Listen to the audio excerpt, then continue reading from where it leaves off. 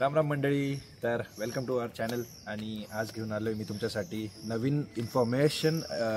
सांगता येईल की मी आता राहतो जर्मनीमध्ये आणि जर्मनीमध्ये मला झाले जवळपास 5 वर्ष. तर ह्या 5 वर्षामध्ये तुम्ही जर जर्मनीला जर्मनीला येण्याचा प्लॅन करताय किंवा तुमचे फ्रेंड्स फॅमिली कोणी येण्याचा किंवा शिफ्ट होण्याचा प्लॅन करताय, तर त्यांना कुठल्या कुठल्या गोष्टींची काळजी घेतली पाहिजे, कुठल्या गोष्टी इथे गरजेच्या आहे, काय रूल्स आहे ते मी तुम्हाला शॉर्टमध्ये सांगणार. तर चला सुरू करूया आजचा व्हिडिओ आणि बघूया काय पॉईंट्स आहेत. तर आता मी तुम्हाला सांगायचं विसरलो, कॅमेरा मागे माझी आहे बायको, जी आपल्याला विचारेल प्रश्न आणि मी त्याचे देणार उत्तर. चला स्टार्ट करूया. बायको, पहिला प्रश्न. तर सगळ्यात पहिले तिथे असताना जी मानसिक तयारी करावी लागते त्याबद्दल काय सांगशील? तर मला असं वाटतं की जसं तुम्ही इंडियामध्ये आपलं किंवा नाशिकमध्ये, मी नाशिकचा आहे आणि नाशिकमध्ये आपण काय असतं की आपल्याकडे मानसिक तयारी ही करावी लागते मेन, की आपल्याला जर आपण सोशल ॲनिमल असेल आणि तुम्हाला खूप लोकांची सवय, बोलण्याची सवय, खूप मित्रांची सवय, तर ती इथे काही नसते. तुम्हाला इथे आल्यानंतर इतकं इझिली तुम्हाला नवीन मित्र किंवा नवीन फ्रेंड्स बनत नाही. आपले लोक बनतात, बट जर्मन लोक जे असतात ते इतके इझिली फ्रेंड्स होत नाही. तर जसं बऱ्यापैकी लोक आपल्या इथे जे मुंबई पुण्याला जॉब करतात आणि समजा फॅमिलीला भेटायला जर आपल्याला वाटलं तर आपण विकेंडला ट्रॅव्हल करू शकतो. तर इथे असं काही नसतं. इथे जर आपल्याला जायचं म्हटलं का 6-6 महिने, जवळपास 1 वर्षानंतर, आणि स्टुडंट लाईफमध्ये तर काही मुलं 2 वर्ष जात नाही. ऑलमोस्ट असं आहे की 2 वर्ष म्हणजे मास्टर्स करूनच जातात, बिकॉज खूप महाग पडतं. तो एक पॉईंट आहे. तुम्ही जर असं वाटत असाल की आलो आणि लगेच आपण पुढच्या महिन्यात परत येऊ, तर असं शक्य होत नाही इथे. ती एक पॉईंट तुम्ही नीट लक्षात घ्या. आणि समर असेल तरी ठीक आहे, तुम्ही बाहेर फिरून वगैरे करेक्ट. समरमध्ये तरी 6 महिने जवळपास, आता जसं आता तुम्ही बघू शकता इथे समरच चालू आहे, तो समरमध्ये तुम्ही तरी बाहेर फिरू शकता. समरमध्ये तुम्ही गोष्टी करू शकतात, मित्रांना भेटू शकतात. बट विंटरमध्ये ते बिलकुलच शक्य होत नाही. आणि विंटरमध्ये जवळपास 6 महिने जे विंटर असतं आपलं, त्याच्यामध्ये तर कम्प्लीट तुम्हाला घरीच राहावं लागतं. त्याच्यामुळे तुम्हाला ही सगळी मानसिक तयारी तरी असलीच पाहिजे. येस. तर नेक्स्ट पॉइंट, मला असं वाटतं इकडे आल्यावर जे काम वगैरे असतात, घरचे काम महत्वाचे, म्हणजे जसे की ते कसे मॅनेज, त्याच्याबद्दल काय सांगशील? तर मला असं वाटतं की घरचे काम जर तुम्हाला करायची सवय नसेल आणि इथे जसं की तुम्हाला म्हणजे वॉशिंग, कपडे धुणं आलं, परत आपले भांडी घासणं आलं, जे काय डेली नेसेसिटी वर्क जे आहे, घरचं साफसफाई हे ते सगळं स्वतःला करावं लागतं. जर तुम्हाला त्याची सवय नसेल इंडियामध्ये, तर तुम्ही याची काळजी घ्यावा लागेल आणि आपल्याला हे शिकावं लागेल तिकडेच, किंवा कारण की इकडे आल्यावरती सगळी कामं स्वतः करावं लागतं. इथे मेड वगैरे आपल्याला काही भेटत नाही. हा एक पॉईंट आहे त्याच्यामध्ये. वॉशिंग आणि भांडे धुवायला तरी एक वेळेस तुमच्या घरात जर वॉशिंग मशीन आणि डिशवॉशर असेल तर होऊन जाईल, पण घराची साफसफाई, वॉशरूम क्लिनिंग आणि कुकिंग मेन म्हणजे तिथं तुम्हाला आलीच पाहिजे, नाही तर मग तुमचे खूप हाल होते. आता जर्मनीत आलो म्हणजे इकडे तर इंग्लिश, हिंदी, मराठी चालत नाही, जर्मन लँग्वेज चालते. तर लँग्वेज बद्दल काय सांगशील? लँग्वेज बद्दल मला असं वाटतं की जसं आपलं इंडियामध्ये आपण A1 A2 हे जे बेसिक आहे, म्हणजे लँग्वेजचे जे काही लेवल्स आहे ते तरी शिकून आले पाहिजे. बिकॉज जेव्हा तुम्ही A1 A2 करून येता तर तुम्हाला आले इथे काही वेगळं नाही वाटत. आय एग्री की जर्मन डायरेक्ट बोलणं इतकं इझी नाही आहे, बट इथं आल्यावरती जे तुमचे डेली लाईफ किंवा डेली कन्व्हर्सेशन जे आहेत स्टार्टिंग फेजमध्ये, ॲटलिस्ट कोणाला पत्ता विचारणं, कोणाला दुकान विचारणं, कोणाला दुकानात गेल्यावरती काय घ्यायचं काय नाही, किती रुपयाचं आहे, या सगळ्या माहिती तुम्हाला जे बोलता आलं जर्मनमध्ये तर ते तुम्हाला इझी करतं तुमची लाईफ एकदम स्टार्टिंगमध्ये. बट जर तुम्हाला जर्मन बोलता नाही आलं स्टार्टिंगमध्ये तर ते खूप प्रॉब्लेम होतात. आय थिंक तुम्ही जर शिकून आले तर जास्त बेटर आहे. म्हणून मग इंडियामधनंच तुम्ही या सगळ्या गोष्टींचा अभ्यास करून या किंवा शिकून या, मी म्हणेल. ओके. तर आता इकडे तर पोचलो आपण, आणि मग रूल्स वगैरे त्याच्यावर काय सांगशील? रूल्सचा तर इथे खूप मोठा गेम आहे, कारण की रूल्स फॉलो न करणं किंवा रूल्समधनं आपल्याकडे थोडंसं इंडियामध्ये आपण रूल्सला अवॉइड करतो, बट इथे तसं नाही आहे. इथे जर तुम्हाला सवय नसेल रूल फॉलो करण्याची तर इथे खूप प्रॉब्लेम्स होतात. जसं की फॉर एक्झाम्पल तुम्हाला जर समजा रोड क्रॉस करताय, जसं की आम्ही आता बाहेर येतो, तुम्हाला मी शॉर्ट एक्झाम्पल देतो. समजा तुम्ही फुटपाथवरनं चालताय आणि इथे सायकल पाथ आणि फुटपाथ बाजूला असतं. तुम्ही जर चुकून सायकल पाथवर चालायला लागले तर तुम्हाला ते पण म्हणजे मागून येऊन ठोकू शकतं. तर तुम्ही त्याची काळजी घेतली पाहिजे. त्याच्यानंतर जसं तुम्हाला घरी लेटर वगैरे येतात, रेडिओ टॅक्स वगैरे भरणं हे ते, तर तुम्ही रूल फॉलो केले पाहिजे की ते त्याच ड्यू डेटला तुम्ही भरतायत. परत तुम्ही जर समजा ट्रेनने ट्रॅव्हल करताय तर तुमचे तिकीट्स तुमच्याकडे पाहिजे.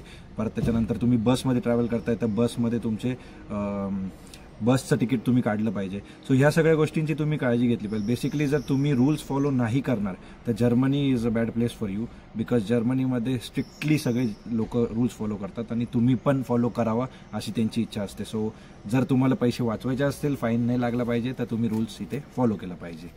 आणि एक पॉइंट ऍड करायचा झाला तर सगळीकडे आपल्याला आपला व्हिसा आपल्या जवळ असलेला खूप बेटर आहे. कधी पण जर कोणी विचारलं तर आपण इमिग्रेंट म्हणजे असलं पाहिजे एक आयडेंटिटी प्रूफ की आपल्याकडे व्हॅलिड व्हिसा आहे. म्हणजे एक ब्लू कार्ड वगैरे लायसन्स असतं गाडीचं किंवा आधार कार्ड असतं. नाही तर तुम्ही स्टुडंट आहे तर तुमच्याकडे तुम्ही स्टुडंट कार्ड नेहमी कॅरी केलं पाहिजे. युनिव्हर्सिटीचं स्टुडंट कार्ड ना, जर तुम्ही स्टुडंट असाल तर युनिव्हर्सिटीचं स्टुडंट कार्ड नक्की ट्रॅव्हल करताना तुम्ही सोबत घेऊन चला, जेणेकरून तुमची आयडेंटिटी काय आहे, तुम्ही कोण आहे हे तुम्हाला सांगता येतं. आणि मी असं ऐकलंय की जर्मन्स खूप पंक्च्युअल आहेत, तर ते खरंच आहे का बळच आहे का आपल्यासारखंच पण चालतं थोडं? नाही, जर्मन लोक इथे खूप स्ट्रिक्ट आहे टायमिंगला घेऊन, आणि इथे टर्मिन म्हणतात जसं आपण अपॉइंटमेंट घेतो डॉक्टरची. तर इथे असं आहे की तुम्ही फॉर एक्झाम्पल तुम्ही जर एखाद्याला टाइम दिला असेल तर त्या टाइमामध्ये तुम्हाला तिथे पोहोचावंच लागतं. आणि काळजीही घेतात सगळे जर्मन लोक की ते 1 मिनिट आधी अवेलेबल आहे त्या जागेवरती आणि ते 1 मिनिट आधी पोहोचताय. तर तुम्ही पण जर तुम्ही कोणाला टाइम देताय, कोणाला भेटताय, कोणाकडे फॅमिलीला व्हिजिट करताय, डॉक्टरची अपॉइंटमेंट आहे, तर तुम्ही त्या टायमाला तिथे पोहोचलं पाहिजे. आपल्याला तिकडे एवढी सवय नसते, आपल्याला 5-10 मिनिटं चालून जातात. जसं की आपण मित्राला सांगतो की मी आलो 5 मिनिटात, तर इथे तसं पण नाही. इथे फ्रेंड्स भेटतात किंवा इथे फॅमिलीज भेटतात जे व्हिजिट करतात एकमेकांकडे, ते सुद्धा खूप पंक्च्युअल असतात, खूप टायमिंगनी एक दुसऱ्याकडे येतात, बिकॉज सगळ्यांचा टाइम खूप प्रेशियस आहे आणि त्या लोकांना बिलकुल आवडत नाही जर तुम्ही टायमावरती तिथे नसाल तर.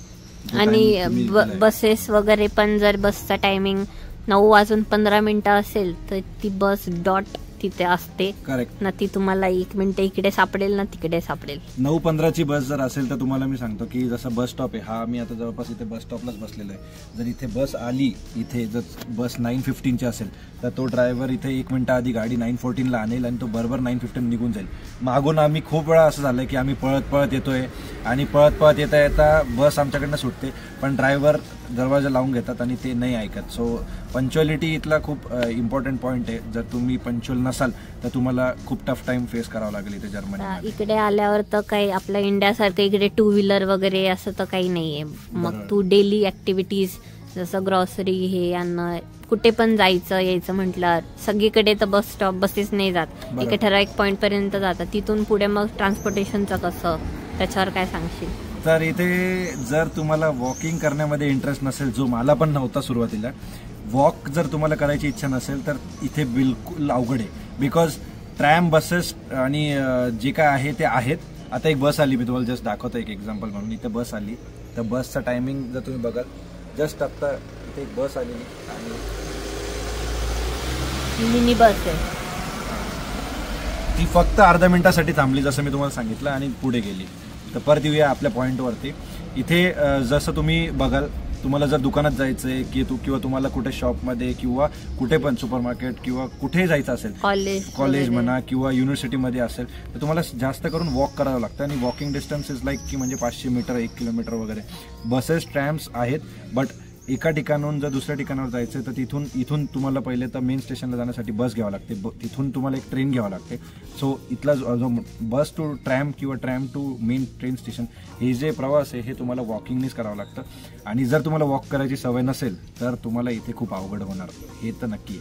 सो सवय वॉकिंगची खूप महत्वाची आहे इथे. फिटनेस खूप गरजेचा आहे. येस, तुम्हाला खूप सारं वॉक करावं लागतं. सगळ्या पिशव्या किराण्याच्या घेऊन तुम्हाला वॉक करत करत घरी घेऊन जावं लागतं. आपल्याला वाटतं आता तर आमच्याकडे म्हणजे आम्ही गाडी आहे आमच्याकडे, सो थोडीशी लाईफ इझी आहे गाडी असल्यावरती. बट स्टार्टिंगला इथे जर तुम्ही आलात तर तुम्हाला 3 वर्ष तसेच काढलेत. तुम्हाला सगळं किराणा आणि ते सगळं घेऊनच जावं लागतं. इव्हन किराणा आणि छोट्या जे काही तुम्ही गोष्टी घ्यायला जातात किंवा कोणाकडे पण जातात तर सगळं कॅरी हातात करावं लागतं, बसपासून तुमच्या घरापर्यंत and to the tram station और ट्रेन स्टेशन. तर इकडे आल्यावर लाईफ कशी आहे? इझी आहे की खूप स्ट्रगल आहे, हार्ड वर्किंग? इथे मला असं वाटतं की इथे थोडंसं हार्डवर्किंग जास्त आहे. बिकॉज इथे ना सगळे कामं स्वतःला करावं लागतं. जर तुम्ही जॉब करताय तर जॉब करताना पण तुम्हाला डिसिप्लिन राहावं लागतं. हार्डवर्किंग तर नक्कीच राहावं लागतं, बट तुम्हाला डिसिप्लिन खूप ठेवावं लागते. आणि जॉबमध्ये तुम्हाला सगळ्या गोष्टींची काळजी घ्यावी लागते. जॉब झाल्यानंतर ज्या बाकीच्या गोष्टी, जसं तुमचं जेवण बनवणं, तुमच्या डेलीच्या ज्या गोष्टी आहेत त्यासुद्धा तुम्हाला सगळं स्वतः करावं लागतं. सो ह्या सगळ्या गोष्टी ज्या आहेत त्या थोड्याशा इथे आहेत. ज्या तुम्हाला हार्डवर्क करावं लागतं. आणि आपल्याला जर सवय नसेल इंडियामधलं, जसं की आपल्याकडे म्हणजे आई असते, आपल्या घरी मेंबर्स असतात की ते सगळे करून घेतात आपले अर्धी कामं. सो आपल्याला असं असतं की इथे पण आपल्याला वाटतं की कोणतरी ते कामं करून घ्यावं, बट असं होत नाही. इथे आपल्याला सगळे कामं हाताचे स्वतःच करावं लागतं. आणि तुमचं जर नशीब चांगलं असेल तर तुमचे जर फ्रेंड्स बनले, काही झाले, तर तुम्हाला शिफ्टिंग वगैरे ह्या ज्या ॲक्टिव्हिटीज आहे, तुम्हाला एखादी गोष्ट घरून दुसरीकडे घेऊन जाणे, या सगळ्या गोष्टींमध्ये मदत होते. बट असं समजा की तुम्हालाच करायचं. जसं की माझं एक्झाम्पल, मी स्टार्टिंगला आलेली तेव्हा मी युनिव्हर्सिटी कॉलेज पण करायची, परत पार्ट टाइम करायची आणि परत घरी येऊन परत घरचे कामं. करेक्ट. आणि त्याच्यानंतर अभ्यास अजून तिसऱ्याकडे राहिला. म्हणजे इतकं स्ट्रगल होतं. एक पॉइंट असा यायचा की कुठे आलोय आपण, त्यातच बरं होतं. ते त्याच्यामुळे वाटतंय, कारण की आपल्याला असं असतं की तिकडे फक्त जॉब करतो, बाकीच्या गोष्टी घरी इझिली अवेलेबल असतात, सांभाळायला असतात, किंवा आपल्याकडे मेड्स असतात, आपल्याकडे गोष्टी करायला असतात, लोक असतात, मॅनपॉवर असते. इथे मॅनपॉवर काहीच नसते, स्वतःचे कामं स्वतः करावं लागते. आणि जर तुम्ही त्याच्यामध्ये जर डिसिप्लिन जर नाही राहिले, तर तुम्हाला टायमामध्ये गोष्टी जर नाही केल्या, तर तुम्हाला जसं की जेवण आहे, फॉर एक्झाम्पल जेवण तर रोज तुम्हाला बनवावंच लागतं. जॉब झाल्यानंतर तुमच्या हाताने तुम्ही जर जेवण नाही बनवू शकले, so it's of no use. तुम्हाला असं वाटेल इथे की आज जेवण केल्याशिवाय तर पर्याय नाही. सो ह्या सगळ्या गोष्टी आहेत. आणि तुम्ही रोज रोज तर बाहेरून नाही आण, ठीक आहे तुम्ही 10 दिवस आणाल, महिनाभर विकत आणाल, पण नंतरचं काय, त्याच्यामुळे आलस करणं. बट जो बाहेरून आणण्याचा पॉईंट आहे तो पण एक गोष्ट आहे की जर तुम्ही फूडी असाल आणि तुम्ही जर स्ट्रीट फूडचे फॅन असाल, जसं आपल्याकडे इंडियामध्ये इझिली चायनीज आहे किंवा जे काही स्ट्रीट फूड आहे ते इझिली अवेलेबल आहे, ते इथे तुम्हाला अवेलेबल तर आहे पण इतक्या लेवलवरती नाही आहे. जसं की छोट्या सिटीमध्ये ह्या सगळ्या गोष्टी अवेलेबल नाही आहे. मोठ्या सिटीजमध्ये गेलं तुम्ही, फ्रँकफर्ट, बर्लिन, तिथे तुम्हाला भेटून जाईल, बट रोज तुम्ही बाहेर नाही खाऊ शकत. सो बेसिकली तुम्हाला तेच आहे परत एकदा की तुम्हाला ह्या सगळ्या गोष्टी शिकाव्या लागतील, करावं लागतं हाताने. सो ह्या सगळ्याची तयारी जर तुमची असेल आणि हार्डवर्क करायची तयारी असेल तर जर्मनी नक्की प्लॅन करा. इथे जसं की प्री प्लॅनिंग म्हणून पण मी तुम्हाला थोडंसं सांगेल की जर तुम्ही प्री प्लॅन नाही करू शकल्या गोष्टी तर इथे खूप अवघड आहे. जसं की तुम्हाला जर समजा एखादी डॉक्टरची अपॉइंटमेंट घ्यायची, तर डॉक्टरची अपॉइंटमेंट जवळपास 6 महिन्यानंतर वगैरे पण भेटतात इथे, असे पण एक्झाम्पल आहे. सो तुम्हाला जर डेट्स मेंटेन नाही करता आल्या किंवा तुमच्या अपॉइंटमेंट डेट्स तुम्हाला घेता नाही आल्या, म्हणजे तुमच्या अपॉइंटमेंट तुम्हाला जर घ्यायची असेल तर त्या गोष्टींचं पण प्लॅनिंग लागतं. सो ह्या प्लॅनिंग करायची जर तुमची तयारी नसेल तर इथे खूप अवघड टाईम तुम्हाला फेस करावा लागेल. इथे आल्यानंतर आपल्याला सवय नसते, आपल्याकडे इझिली आपण डायरेक्ट डॉक्टरकडे जातो आणि लगेच डॉक्टर आपल्याला भेटतात पण, पेशंटला ते बघतात पण. बट इथे तसं नाही, इथे तुम्हाला अपॉइंटमेंट घेऊनच सगळ्या गोष्टी कराव्या लागतात आणि तुम्हाला अपॉइंटमेंट लगेच भेटते असं पण काही नाही. सो तुम्ही ज्या डेटला अपॉइंटमेंट तुम्हाला भेटते डॉक्टरकडनं त्या डेटला तुम्हाला जावंच लागतं. आणि तुम्हाला त्या जर ती अपॉइंटमेंट तुमची मिस झाली तर परत तुम्हाला न्यू अपॉइंटमेंटसाठी त्यांना कॉल करावा लागतो आणि त्यांची न्यू अपॉइंटमेंट घ्यावी लागते, परत न्यू डेट. सो असं आहे की इथे तुम्हाला प्लॅनिंग सगळं जे आहे डॉक्टर्सच्या गोष्टी झाल्या अपॉइंटमेंट रिलेटेड ते ह्या करावंच लागतं. आणि इकडे असं डायरेक्ट तुम्ही डॉक्टरकडे जाऊ नाही शकत. तुम्हाला एक आपल्याकडे इंडियात कसं फॅमिली डॉक्टर असतो तसा इकडे आपल्याला चॉईस करावा लागतोय आपला हाऊस आर्ट्स. त्याच्याकडे जाऊन रजिस्टर करावं लागतं. मग तुम्ही त्याच्याकडे रजिस्टर केल्यावर मग इथून पुढे तुम्ही फक्त त्याच्याचकडे व्हिजिट करू शकता. तो नॉर्मल असतो. आणि मग तुम्हाला जर मेजर काही असेल तर हाऊस आर्ट्स तुम्हाला पुढे अपॉइंटमेंट देतात. जसं की तुम्हाला हाडाचा प्रॉब्लेम असेल तर आपल्याकडे आपण कसं लगेच स्पेशलिस्टकडे जातो, तर इथं तसं अलाउड नाहीये. पहिले तुम्हाला तुमच्या डॉक्टरला दाखवावं लागतं की मला असं असं झालंय, मग ते चेक करील. तो चेक करतो आणि मग तो रेकमेंड करतो एका स्पेशलिस्टकडे आणि मग त्या स्पेशलिस्टकडे तुम्हाला परत अपॉइंटमेंट घ्यावं लागते. मग ते तुमचं नशीब चांगलं असेल तर मग जे हाऊस आर्ट्सकडे आहे तिथे मॅक्झिमम 1 ते 2 दिवसात अपॉइंटमेंट लगेच मिळतात. बट जे स्पेशलिस्ट आहेत सगळे त्यांची अपॉइंटमेंट थोडी लेट होते. त्यांची minimum 3 months to maximum 6 months लागतात. तर हा डिफरन्स आहे. करेक्ट. सो प्लॅन करताना प्लॅनिंग जर नसेल तर आपल्याला इथे खूप हार्ड टाइम फेस करावा लागतो. सो या आय थिंक बऱ्यापैकी पॉईंट्स मी कव्हर केले. तुम्हाला जर अजून कुठले पॉईंट्स वाटले की मी तुम्हाला शेअर करावे, सांगावे किंवा तुम्हाला त्याच्याबद्दल इन्फॉर्मेशन हवी आहे तर प्लीज कमेंट करा आणि कमेंट करून मला नक्की प्रश्न विचारा. ट्राय करू आम्ही तुमच्या प्रश्नांचे उत्तर द्यायला आणि पार्ट 2 बनवूया जर तुमचे प्रश्न आले तर. आणि यामध्ये तुम्हाला काही अजून काही न्यू गोष्टी, जर्मनीच्या न्यू गोष्टी एक्सप्लोर करायच्या असतील किंवा जर्मनीबद्दल माहिती पाहिजे असेल तर नक्की कमेंट करा. आणि भेटूया आपण पुढच्या व्हिडिओमध्ये. तोपर्यंत काळजी घ्या आणि जय महाराष्ट्र.